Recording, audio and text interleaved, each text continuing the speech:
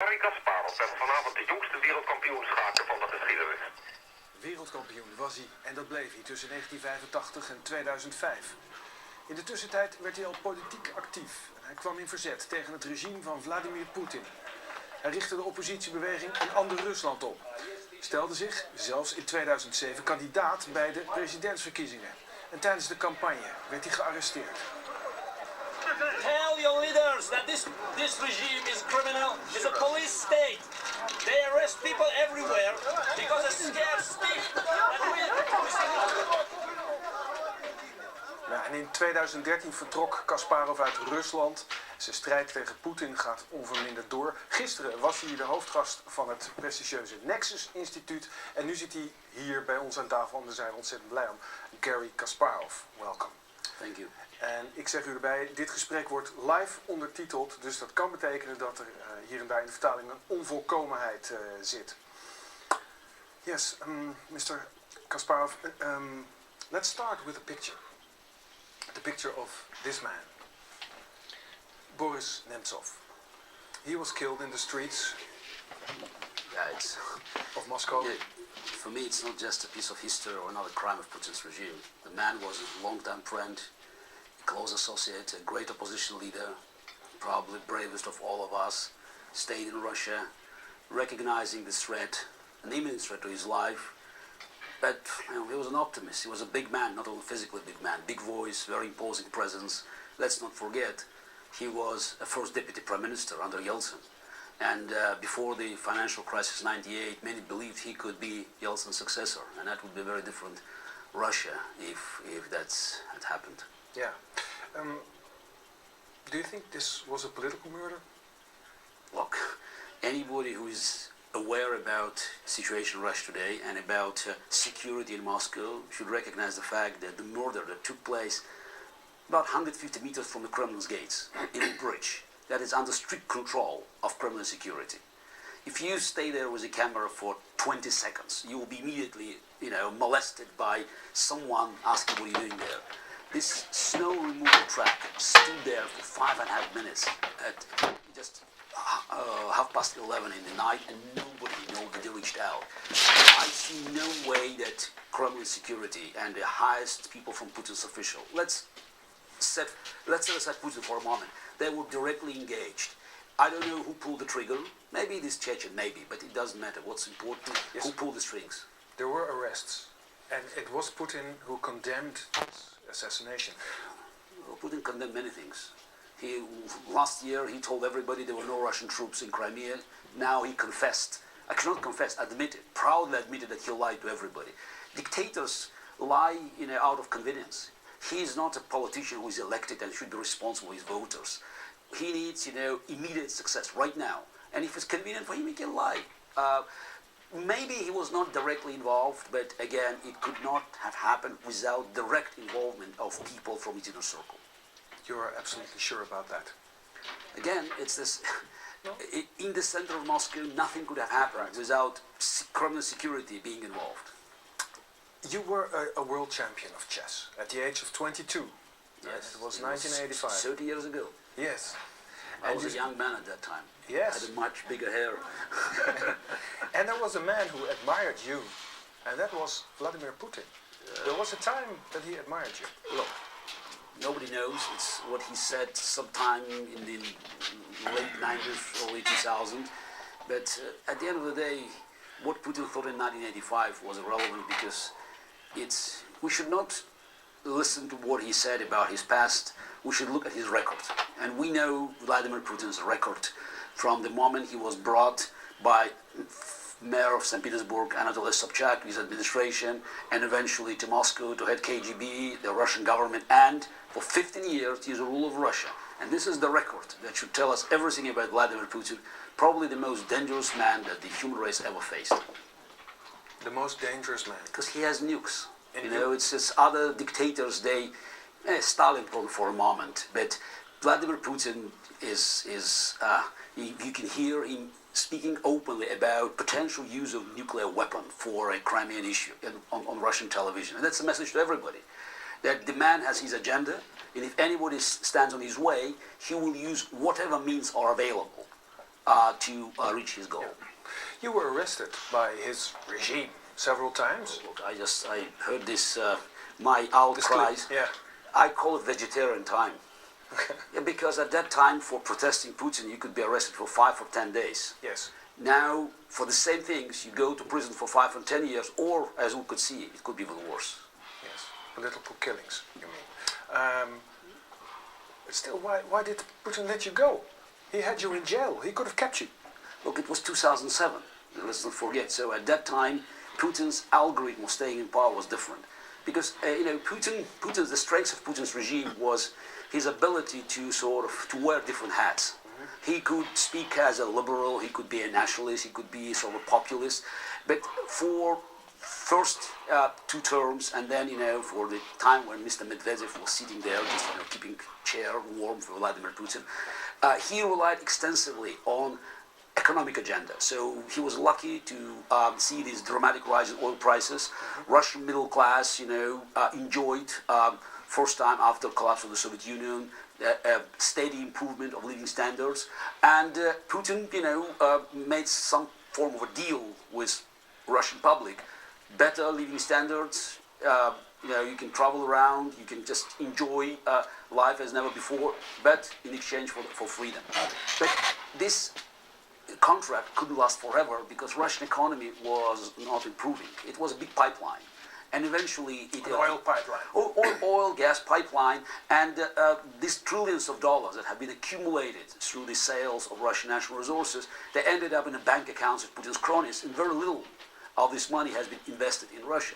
So eventually Putin, as every dictator, had no choice but to change this narrative, to look around for a new agenda. And what kind of agenda Putin could offer? I've been warning about it for years and years, saying Putin was our problem, it would be everybody's problem, because he had no other choice, as, it's a logic of dictatorship, but to start expanding Russia, to offer Russian public another reason why he should stay in power for It was the only agenda that he could offer, that's what you were saying. There Absolutely. was nothing else. But it's not just, it's not the only agenda. If you are going through the campaigns, then you have items, in the agenda, and then you can argue. But Putin never was a part of any debates. And dictators that want to stay forever, they always have to come up with something new, something that could create, so a new charisma, a sense of invincibility of a strong man. Here's something maybe important you said. There was no debate. Let's have a look at the period, maybe from the collapse of the Soviet Union, and the period that followed on that, and Yeltsin, who appointed Putin. What happened in those 2 decades to Russia? There was no debate. No, I said Putin never participated in debates. So actually, Yeltsin also never participated in debates. Just to be fair, but Yeltsin was part of fierce elections process, both in 1991, still at the time of the Soviet Union, when he won with 58% the vote in Russian Federation, and in 1996, when he fought hard against communist candidate, and again he won in the second ballot. Election was not very fair, but again, by today's standards in Russia, it was cleanest of all. 90s, you may describe it as the sort of interim period. Things could move either way. As I said already, Boris Nemtsov was one of the Yeltsin's early favorites. But unfortunately, again, it's the forces that wanted to keep Russia in the past, the forces that wanted to prevent normal democratic process to prevail in Russia. They were dominant. And I think Yeltsin, at the last year in the office, was more concerned about security of his own family. And he looked for a strong man. And actually, we have to give Putin credit that, no doubt, that he followed the deal with Yeltsin. Nobody from Yeltsin's family, nobody from Yeltsin's inner circle was threatened. Exactly. Not just they walked away. They kept whatever they had, and Putin did nothing to hurt Yeltsin. And Yeltsin hasn't spoken a word about Putin's rule. But paint us the inside Russia picture after that moment. Vladimir Putin came to power. What happened to Russia? You say wealth accumulated, the oil price was raising. Yeah, it's an interesting phenomenon because I remember the late 80s, early 90s. The collapse of the communism went, almost just without any bloodshed, because people knew the communism was dead. It couldn't work out, as a state model. It hasn't provided decent living standards for people, and they were looking for a better future. And they knew that people on the other side of Iron Curtain, they had much better life because they had democracy. Now, it's a very strange, formula, but it was very, very simple and primitive. Democracy means better living standards. And in 91, 92, 93, 94, a lot of things happened in Russia, positive political changes, and people actually voted for the politicians. They knew they had democracy, but living standards, no, actually it went down because, collapse of the empire. So people were concerned about the lack of the coordination, this equation, democracy and better living standards. Suddenly, when Putin took over, oil prices went up, and by the way, Russian economy, already underwent this transformation. And by the way, the highest growth of GDP in Russia was in the year 2000, after the collapse of '98. And suddenly people experienced better life. And it's immediately worked out, okay, maybe we have democracy now. So Putin has been associated with democracy, ironically, because living standards improved. And we have to give him credit, he also played, a very smart game with Western leaders, embracing them, building trust. Okay. And the pictures with Putin surrounded by leaders like Bush, Berlusconi, Schroeder, Chirac, Blair, immensely. How can I tell people that Putin is not a Democrat when you have all the leaders of the Democratic world embracing him in St. Petersburg, and Putin was hosting this G7 meeting? If you would describe Putin in one image at this moment, what would the image be? Look, I don't want to scare people off, but the man is more dangerous than Adolf Hitler. Because again, he is unbound. He knows that there's no life outside of Kremlin. And he will do whatever to stay in power. And again, let's remember, he has nukes, and I don't know what are the limits for Vladimir Putin where he can stop, because he has no allergy for blood, and every day that he stays in power, the stakes are going up, because he believes that there's no opposition against him. He, from his experience, he learned that he could go to Georgia, he could go to Ukraine, he could go literally anywhere, and the leaders of the free world always backed off. You compare him to Hitler. You say he's worse than Hitler. Potentially, yes. You compare him to Stalin, to whatever, to whoever. But again, let's remember, it's when people are reacting very aggressively when you say Adolf Hitler. But let's not forget, before Hitler turned into this despicable evil who committed the worst crimes in the history of human race, there was another Hitler from 1933, 34, 35, 36. Before 1939, we had 6 years of policy of appeasement, of respect. People talked about Hitler as the German politician who helped the country to be revived. Again, Putin also is in this process. I always compare him to the 30s, because we could see now the formation of this evil, and right now we are between 38 and 39, because he already annexed the territories of other countries, and his whole idea, as Hitler in the 30s, is to destroy the system of European security, because he knows that the only way to survive is to fish in the muddy waters.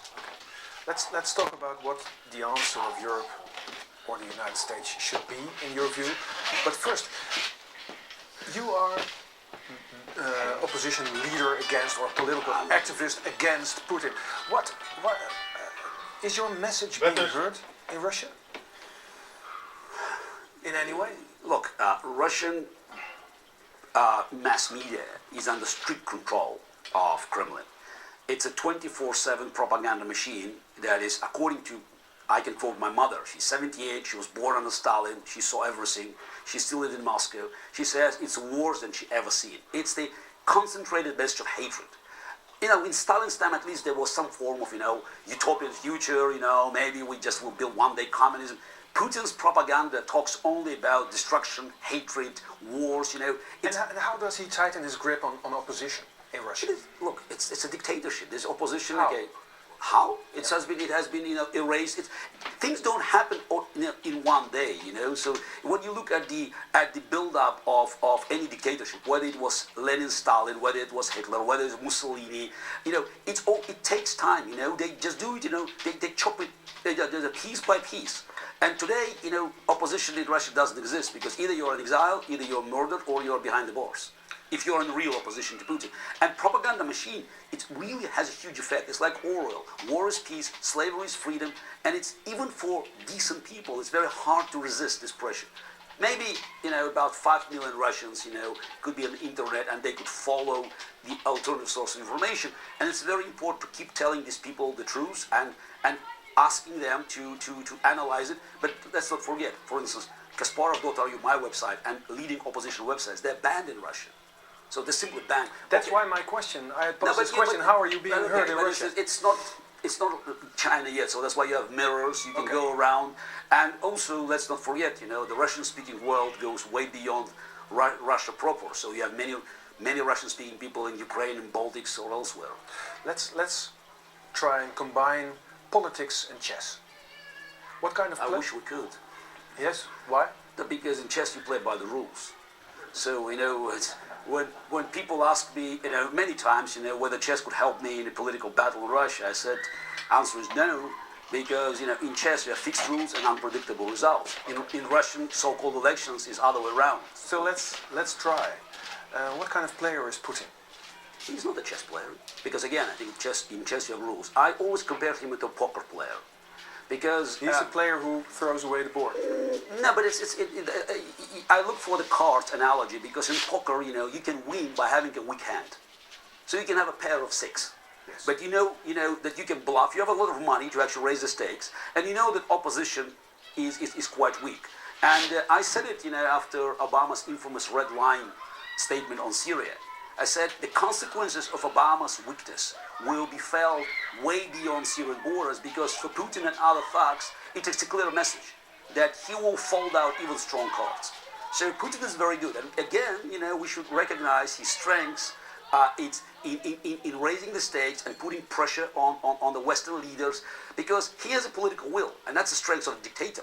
He doesn't need to go to parliament. He doesn't care about the press. He will do whatever he believes, is right for him right now. Okay. And the opposition, whether it's Obama, Cameron, Merkel, whoever, they have to look for, wiggle room to maneuver. And so far, they are losing. What you're saying is this is the most dangerous man in history. Potentially, yes. He has his finger on the nuclear button. Hopefully, there are other Russian generals that that could block him. But to neutralize his potential impact, you have to communicate to other people surrounding him that Putin is unacceptable to the world. But knowing this, what you're saying now, what should the answer of the West be? Because this is a very dangerous situation that could end in an all-out war. I'm a good scholar of history, and people don't think history is a science. It's not mathematics. It's not 2 + 2 = 4. But the lessons of history that we should learn. The weakness never stopped a dictator, only strengths. So if you think that Putin needs, a good reason to be provoked, no. Okay. He will do whatever he believes is right if he smells weakness. Weakness, it's the best food for a dictator. So what should the answer at this moment be? I mean, we've seen Crimea, we have seen Ukraine. Oh, but don't forget Georgia. He occupied part of Georgia in 2008, and the answer from Americans and Europeans was a reset policy. Let's rebuild relations. Yeah. Now, I don't like the word answer. The question should be about strategy. Because this is a strategic issue. And you have to understand, how to deal with this. Because this problem is not Ukraine. Putin has been steadily destroying the European security and global security. And that's why Holland or other European countries enjoyed peace and prosperity, unprecedented prosperity, for over 70 years. Because regulations, rules, borders. Putin destroys everything. He defies agreements signed by Russia, and that will lead to dramatic consequences around the world. I understand it. Yes, that's what you paint this picture. But what should then, not the answer, but the strategy of the West be? Strategy is first to recognize that Putin is not a partner to negotiate. Just write him off. But any dictator needs his army. He needs generals, colonels, lieutenants, bureaucrats. Now, what you should do, again, learning from the 30s, what Winston Churchill and other smart politicians had been telling and not listened on time, communicate the message that dictator is unacceptable. Make sure that people who are behind him will recognize that following dictator will be detrimental to their own interests. Okay, if you do that, you have to be prepared to take up weapons. Yeah, look, you have to be prepared to take weapons when you're dealing with Putin. Don't try to buy peace with weakness. It doesn't work. Nee, but that's what's happening, maybe, in your view, at this moment. Because the West says, or the US or Europe says, we're not going to put boots on the ground in Ukraine. We're not going to do that. This is the Americans and Brits disarmed Ukraine in 1994. In 1994, Ukrainian government, under pressure from Americans, agreed to give up nuclear weapons, the third largest nuclear arsenal in the world. Ukraine had more nukes than China, England, and France combined. 1,200 nuclear warheads. If these warheads were now 500 miles away from Moscow, I don't think Putin would be so arrogant. So, in exchange for the guarantees of territorial integrity, Russia signed it. Russia signed with Ukraine for 23 years numerous treaties guaranteeing territorial integrity.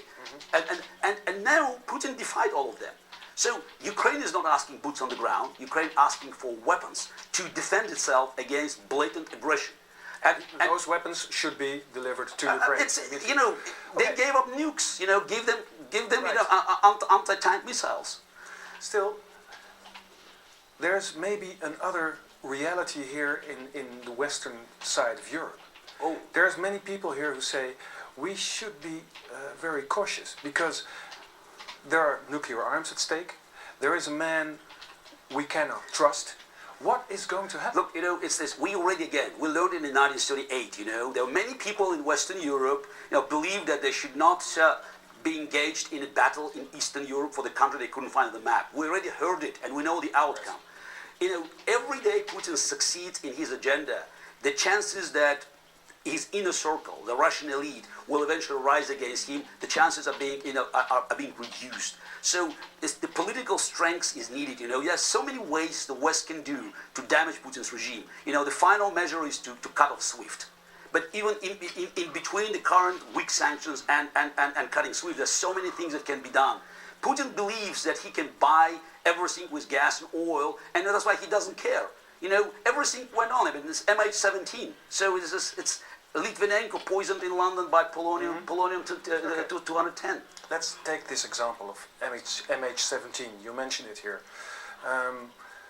What should our Prime Minister do, Mr. Rutte? How should he approach Russia, Putin, to, in the end, have the guilty ones convicted?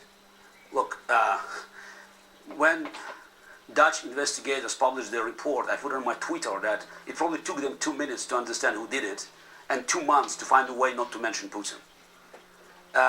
Look, it's not a stinger.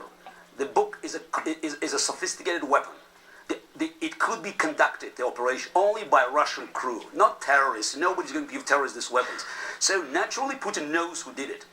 So I don't know whether your Prime Minister is planning to go to Moscow to this victory parade. Hopefully not, because most likely you will see the books there, traversing on the Red Square. And knowing Putin, I won't be surprised if the crew that pushed the button that killed 193 Dutch citizens will be also on the parade.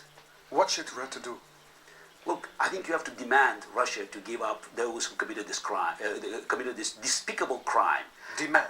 Yes, you have to demand, as the Brits should demand to give to Russia to extradite Litvinenko, those who killed Litvinenko, Lugovoy and Kovtun. The problem is, again, is that they know that Putin will tell them go to hell, and then what? So, right. Yeah, but that means, that message to Putin, as long as you are making friends with Dutch Royal Shell, you can do whatever you want. You can kill Dutch citizens, German citizens, Polish citizens. Everything has a price. That's the message to the dictator, that he can go anywhere he wants. Today Ukraine, tomorrow Baltics, and then who knows what. It's a threat, and the threat cannot be coped with by weakness and appeasement and negotiation. You say wake up. Yes, it's called a wake-up call, and again, I don't tell you that if you confront Putin today, the outcome will be positive. But what I'm telling you, because I learned it from history, and everybody knows that this is a lesson of history we must remember. Tomorrow the price will go up. The day after tomorrow the price will go up. This guy will not leave Kremlin peacefully. Russia will not be experience a transition to a democracy without blood. So Russia may blow up as a Soviet Union, but our best chance to survive as a country and the European best chance to preserve what Europe worked out over decades is to make sure this guy disappears sooner rather than later. You left Russia a couple of years ago. Yes, 2 years ago. You can't go. What would happen if you went back to Russia? I don't want to try, so I know it will be a one-way ticket. So I have family, and okay, my mother's still in Moscow, but she's suffering because she couldn't see me regularly, so we just meet occasionally in some neighboring countries. But she knows that, you know, going back to Russia for me just would be a disaster. You would end up in jail or worse? Look, I don't know. It's the. Let's say I will be under house arrest. I mean, I left Russia when I was asked to visit the investigative committee as a witness. And I spoke to my friends. One of them was Boris Nemtsov, who told me, you enter the building as a witness, and if you leave it, you'll be already a suspect. So I left, and you know, I don't think I will ever come back to Russia as long as Putin stays in Kremlin. Aren't you worried about your mother? Look, they haven't gone that far to go after families, but yes, I do worry about her, but she's 78, she has big family there, sisters, nephews, nieces, and it's very difficult for her to reconsider her stay there. Okay. Thank you very much, Mr. Kasparov. Thank you. Garry Kasparov in Buitenhof deze zondag. Dit was Buitenhof. Heel graag tot volgende week. Dankjewel.